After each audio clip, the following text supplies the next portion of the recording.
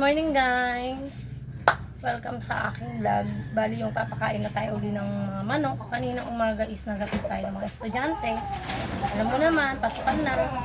Marami na tayong dapat pasusuin. Magkikinig sa mga anak. Ano talaga ang buhay nanay. Tapos wala naman pala tayong sahod. No? Dami natin ginagawa pero wala tayong sahod. Grabe na. Nakaka-stress na. Ang dami talagang gawain pag pinakana. Tapos, hindi naman tayo sumasahod. Diba? Papakain ng manok.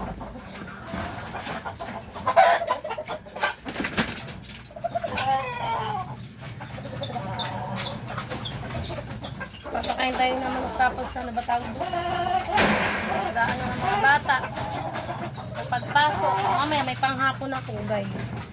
Kanina entry ko yung bunso ko. Ay panganay ko. Grade 4 na kasi yun. Sarado na siya.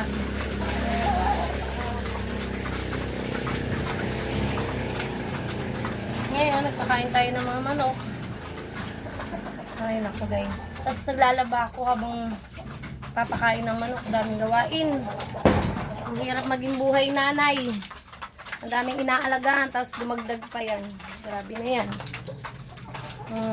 Kailangan natin magmabilis sa gagawin natin. Dahil ang dami natin gagawin. Masusundo pa ng anak. Mamayang hapon, maghahatid. Ay nako, grabe na. Wala tayong sahod, no? Sana all. Nagtatrabaho, walang sahod. Stress me. Ang hirap talaga maging buhay nanay. Sige guys, hanggang dito na lang ang aking vlog. Pa-like and share sa akin Facebook. Thank you guys. Thank you for watching guys. Love you. Mama. Bye-bye.